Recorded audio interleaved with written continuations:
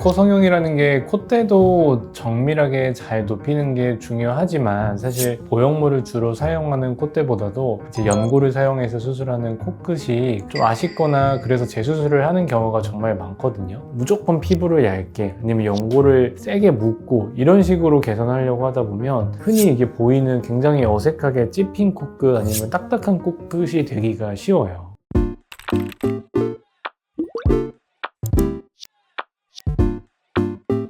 안녕하세요. 얼굴에 대해 이야기하는 유기현의 페이스톡입니다. 안녕하세요 원장님. 저희가 지난 컨텐츠에서 연예인분들도 이렇게 코끝 때문에 재수술을 한다. 그래서 뭐 강남님은 코가 들려서 재수술을 했고 네. 이제 풍자님은 코끝이 처져서 재수술을 했다. 그래서 이 첫 수술에 처짐이나 뭐 들림 없이도 내 얼굴에 딱 맞는 코끝 각도를 이렇게 만들어서 유지를 할 수 있을까? 오늘 코끝을 디자인을 하는 걸 한번 주제로 준비해봤습니다. 맞습니다. 코 성형이라는 게 콧대도 정밀하게 잘 높이는 게 중요하지만 사실 보형물을 주로 사용하는 콧대보다도 이제 연고를 사용해서 수술하는 코끝이 그 미세한 각도나 미세한 높이, 윤곽 이런 것들 때문에 좀 아쉽거나 그래서 재수술을 하는 경우가 정말 많거든요. 그래서 오늘은 유형별 얼굴마다 갖고 있는 사람들의 특징이 좀 다르기 때문에 어떤 코끝의 각도로 디자인해서 전체적인 콧대와 조화를 만들 수 있는지 코끝 각도 디자인하는 방법과 한 번에 첫 수술만으로 코끝 수술을 끝내는 방법을 알려드리겠습니다. 사실 상담 때나 아니면 수술 당일 디자인 상담 때 환자분들이랑 이야기를 해보면 원하는 게 단순히 이제 높고 길고 큰 코가 아닌 경우가 굉장히 많거든요. 코가 너무 크지 않아도 입체감이 생겼으면 좋겠고 뭉툭해 보이지 않았으면 좋겠고 또는 이제 콧구멍이 덜 보였으면 좋겠다. 비주에 볼륨이 더 있었으면 좋겠다. 뭐 퍼짐이 적어졌으면 좋겠다. 이런 조금 디테일한 변화들을 원하시는 경우가 많습니다. 근데 이런 얘기를 쭉 듣다 보면 대부분은 이제 콧대는 자연스럽게 높아졌으면 좋겠다 인데 코끝은 개인의 취향이나 원하는 부분들이 좀 더 디테일하다고 볼 수 있습니다. 사실 저도 느낀 게 콧대는 사실 다 비슷한데 코끝은 다 사람마다 다른 것 같아서 그래서 코끝 때문에 재수술이 많구나 좀 이런 생각이 들긴 했습니다. 그래서 콧대도 시작점을 잘 잡고 내 윤곽에 맞는 적당한 높이를 정하는 게 굉장히 중요한데 사실 코끝을 예쁘게 만드는 것보다 어렵지는 않은 부분이기는 해요. 당연히 이제 뭐 휭 부분 이런 것들 아니면 매부리 이런 것들을 잘 고려해야 하지만 코끝은 보형물을 사용하지 않고 요즘에는 연고를 사용해서 내 연골의 위치를 재배치하거나 연골의 높이를 보강하거나 폭을 줄여주거나 디테일한 여러 가지 방법들과 이제 전략적인 부분이 필요하기 때문에 오늘은 코끝을 위주로 설명드리도록 하겠습니다. 네, 이 환자분 같은 경우는 이제 첫 수술 환자분이신데요.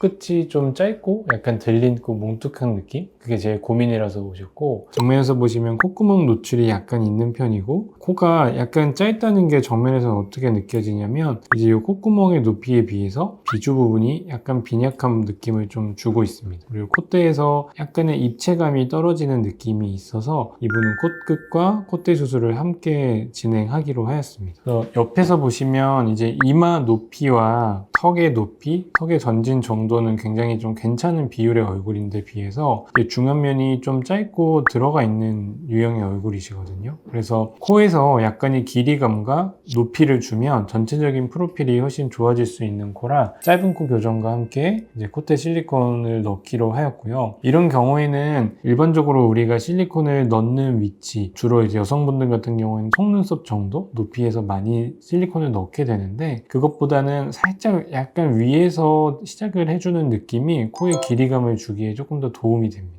그래도 이제 여자분들 같은 경우에는 눈썹 높이에 비해서는 살짝 들어가는 느낌이 있다가 올라가는 라인을 만들어주는 게 좋고 환자분이 약간 직반 라인의 느낌을 원하셔서 콧등은 최대한 직선으로 쭉 가는 느낌으로 디자인을 했고요. 이 인중과 비주 사이의 각도를 우리가 비순각이라고 하는데 환자분 같은 경우에 이 각도가 조금 크고 비주 자체의 볼륨이 조금 적은 편이라 이 각도를 살짝 내려주면서 비주의 볼륨을 만들어주는 식으로 코끝 연고를 디자인하였습니다. 그래서 적절한 비율로 콧대와 코끝의 길이감이 훨씬 좋아지고 나면 대략 실루엣을 보시면 이제 이마에서 콧대, 코끝 그리고 턱으로 이어지는 라인까지 훨씬 비율이 좋아지는 것을 볼 수 있겠습니다.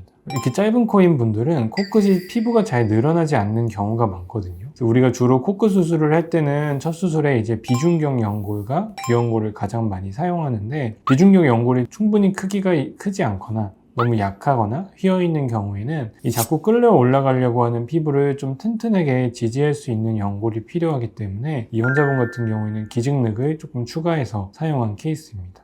제가 앞서 디자인했던 분의 실제 수술 결과이고요. 적절한 각도로 코끝이 길이가 높아지면서 정면에서도 조금 더 슬림한 느낌, 그리고 비주의 볼륨이 생겼습니다. 그리고 말씀드린 것처럼 콧대의 시작점을 약간은 살짝만 높게 시작을 해서 상대적으로 길이가 짧은, 그리고 상대적으로 꺼져 있는 중앙면의 길이와 높이를 높여주니 전체적인 옆선이 훨씬 조화로워진 모습입니다. 앞서 말씀드린 케이스가 이제 코끝이 짧은 케이스였다고 한다면, 이분 같은 경우는 코끝이 좀 퍼져 있고 흔히 복코라고 부르는 그런 코의 경우입니다. 정면에서 보시면 이제 코끝이 퍼져 있으면서 약간 아래로 떨어진 화살코 느낌이 오히려 있는 상태이고요. 이 콧대의 비율에 비해서 코끝이 훨씬 더 넓어지는 느낌을 보여주고 있습니다. 그래서 이분 같은 경우는 적절한 콧대의 볼륨으로 좀 더 입체감 있는 라인을 만들어주고, 코끝을 전체적으로 이제 라인이 콧대와 코끝이 매끈하게 이어질 수 있는 라인으로 만들어줄 수 있게끔 축소하는 방향으로 계획을 세웠습니다. 그래서 우리가 코끝이 퍼지고 뭉툭하고 두꺼운 거를 이제 복코라고 흔히 부르는데요. 이제 복코 교정을 할 수 있는 방법이 우리가 크게 세 가지가 있어요. 한 가지는 피부 자체를 안쪽에서 좀 필요 없는 조직들을 제거하는 게 한 가지 방법이고, 두 번째는 흔히 생각하시는 연골을 묶어주는 거. 사실 안쪽에서 아무리 필요 없는 지방이나 근육 조직들을 제거한다고 해서 이 코 바깥을 덮고 있는 모공이 있는 피부 두께를 얇게 만들 수는 없거든요. 오히려 과다한 내부 조직의 제거는 나중에 오히려 단단하고 흉터 조직처럼 피부를 바꾸게 할 수 있다는 것이 좀 주의해야 될 부분이에요. 그렇다면 우리가 주로 어떤 방법에 힘을 써서 복코 교정을 해야 되냐가 중요한 부분인데, 일단은 앞서 말씀드린 연골을 좀 더 자연스럽게 묶어주고 모양을 다듬어주는 게 한 가지 방법이 될 거고, 또 하나는 사실 코끝이 좀 높아지는 거. 우리가 코끝이 높아지면 퍼져 있는 연골이 모아지고 피부가 끌려오면서 제일 자연스럽게 코끝이 내가 원래 갖고 있는 느낌에서 줄어들 수 있는 방법이거든요. 그리고 거기에다가 적절한 연골 이식, 귀연골을 올려놓거나 포인트를 만들어서, 예전에는 좀 크게 둥그렇게 퍼져 있던 코끝이라고 한다면 빛을 받거나 사진을 찍을 때 그 큰 동그라미 위에 좀 더 작은 동그라미를 올려놓음으로써 시각적으로 좀 더 작아 보이고 입체감 있게끔 만들어주는 게 사실 제일 중요한 원리입니다. 사실 이분은 보기보다 피부가 많이 두꺼운 편은 아닌 코예요. 단지 이제 코끝 연골이 상대적으로 좀 많이 발달되어 있는 코고, 코끝이 각도가 또 옆에서 봤을 때 약간 아래로 처져 있기 때문에 코끝이 눌리면서 좀 더 비주도 길어 보이고 뭔가 답답한 느낌을 주는, 그것 때문에 좀 더 뭉툭한 느낌을 주는 케이스였거든요. 이런 분들은 실제로 피부가 두꺼워서 생기는 느낌은 아니기 때문에 이런 복코 교정과 연골 모양을 다듬는 이런 봉합술의 효과를 크게 보기에 좋은 코인 경우였습니다. 그래서 보시면 코의 각도를 조절하면서 이제 약간 처진 코끝, 밑으로 길게 떨어진 비주를 오히려 이분은 살짝 올려준 케이스이고요. 눌려 펴져 있는 코끝 날개 연골을 잘 모아줘서 너무 좁아 보이거나 찝혀 보이지 않게 자연스러운 동그란 느낌으로 개선을 한 케이스예요. 그래서 이 옆모습을 보시면 코끝이 적당한 각도로 슬림하게 잘 올라오는 반면에 원래 갖고 있던 콧대랑 코끝에 단차가 조금 생기게 되거든요. 이분은 사실 처음에 보형물을 별로 쓰고 싶지 않아 하셨던 분인데, 복코 교정의 효과를 보기 위해서는 코끝이 어느 정도 올라가야 되고, 그렇게 되면 이제 기존의 콧대와 새롭게 올라온 코끝 사이의 단차가 크게 생길 수 있는 분이시다 보니까 아주 얇은 보형물로 이 라인을 좀 메꾸는 의미에서 실리콘을 사용해 드렸던 분입니다. 이분은 기존에 그 코뼈나 이런 걸 깎거나 하진 않으신 거죠? 살짝 있는 매부리를 좀 다듬고 보형물을 넣은 것만 있고요. 콧대는 오히려 좀 빈약했던 편이었고, 코끝이 상대적으로 뭉툭한 편이었기 때문에 콧대는 이제 실리콘을 통한 볼륨을 오히려 좀 만들어준 거고, 끝은 오히려 좀 작아지면서 정면 전후 사진을 보시면 이 콧대에서 코끝이 이어지는 라인이 훨씬 좋아져 보이잖아요. 우리가 코를 높일 때 옆선만 생각해서 콧대와 코끝의 연결을 생각하는 게 아니라 정면에서 봤을 때 이 하이라이트 느낌이 이 미간에서부터 코끝까지 어떻게 가는지도 유의해서 봐야 되거든요. 그런 부분에서 개선이 많이 된 케이스라고 볼 수 있습니다. 네, 이분은 이제 전반적으로 휘어있는 코, 그리고 이제 매부리, 그리고 처진 코끝으로 고민이 있으셔서 오셨던 분이시고요. 앞서 말씀드린 짧은 코랑은 좀 반대되는 코 모양이죠. 전체적으로 우리가 옆에서 봤을 때 매부리가 있고 코끝이 약간 아래로 떨어져 있으면 좀 남성적인 느낌을 주고 길어 보이게 만드는 느낌을 주거든요. 그래서 여성분들 같은 경우에는 아까 말씀드린 이 비순각이라는 각도가 너무 이렇게 90도로 되어 있으면 뭔가 이 답답한 느낌, 그리고 남성적인 느낌을 주기 때문에 이 각도를 조금 개선할 편이 있는 상황입니다. 그래서 이분 같은 경우는 오히려 코의 길이를 늘린다기보다는 코의 길이를 조금 짧게 만드는 과정이 좀 필요한 상태였는데요. 우리가 일반적으로 코가 높아지면 코가 커지는 거기 때문에 코의 길이가 늘어난다고 볼 수가 있습니다. 그래서 우리가 콧대를 높이는 건 좋은데 콧대가 높아지는 만큼 전체적으로 코는 커지고 길어지기 때문에 그 길어지는 느낌을 코끝에서 보완을 해줘야 되거든요. 이분도 미간의 높이가 약간 아쉬워서 매부리가 있고 많이 낮지 않은 코임에도 불구하고 보형물을 쓰기를 원하셨어요. 그래서 이 미간을 살짝 높여주되 이분 같은 경우는 이제 시작점을 너무 높게 가지 않게끔 조절을 하는 것이 좀 필요한 상황이셨고, 매부리를 잘 다듬고 매부리 위를 보형물로 덮어서 직선에서 직반 사이 느낌의 콧대 라인을 만들어 드렸습니다. 그래서 콧대가 높아짐으로써 코가 커지고 길어질 수 있는 부분을 비순각을 교정해서 코끝의 각도를 위로 살짝 올려줌으로써 그 느낌을 보완하기로 했고, 코끝은 이제 비중격 연골이랑 귀연골을 일부 활용을 해서 지지대를 세우고 코끝의 연골을 올려서 전체적으로 높아져도 코가 너무 길어 보이지 않고 오히려 좀 시원한 느낌, 우리가 코끝이 이렇게 펴지면서 비순각이 개선이 되면 여기가 많이 좁아져 있던 부분이 열리면서 훨씬 세련되고 좀 시원한 느낌을 주거든요. 이런 느낌으로 개선을 하기로 하였습니다. 이분 같은 경우도 마찬가지로 정면에서 이제 퍼진 느낌이 좋아진 이유가 코끝이 눌려 있어서 높이가 모자라고 연골이 퍼져 있던 거를 비중격으로 연장술을 시행하면서 코끝을 좀 더 모아줄 수 있었던 게 한 부분이고, 그리고 말씀드린 것처럼 포인트가 될 수 있는 귀연골을 코끝에 올려줌으로써 퍼진 동그라미가 아니라 좀 더 모아진 동그라미 느낌으로 개선을 할 수 있었던 상황입니다. 그리고 옆모습을 봤을 때도 매부리 느낌이 좀 덜 할 수 있도록 얇은 보형물로 커버를 좀 해드렸고, 코끝이 떨어져 있을 때보다 말씀드린 것처럼 코끝의 각도가 좀 올라오고 나니 훨씬 여성스럽고 좀 더 시원해 보이는 느낌을 주고 있는 상황입니다. 그래서 정면에서 봤을 때는 이제 코가 워낙에 좀 많이 휘어 있던 분이셨는데, 사실 얼굴 자체의 비대칭이 누구나 다 있고 그 정도를 좀 따라가게 코도 되어 있는 경우가 대부분이에요. 코가 누구나 다 사실 똑바로 있는 사람들은 거의 없거든요. 근데 이 부분을 좀 개선하기 위해서는 우리가 비중격을 사용해서 수술을 할 때 그냥 휘어 있는 비중격으로 연장을 하는 것이 아니라 기존에 갖고 있는 비중격 틀을 좀 똑바로 잡아주는 펼침 이식이라든지 비중격 성형술을 좀 같이 겸해줘야 코가 높아져도 더 휘어 보이거나 심하게 틀어져 보이는 느낌이 생기지 않도록 개선을 할 수가 있습니다. 오늘 저희가 세 분의 케이스를 봤는데 사실 세 분의 코끝이 저희가 예전에 얘기했던 것처럼 다시 짧아진다거나 다시 이제 처진다거나 하는 일은 없을까요?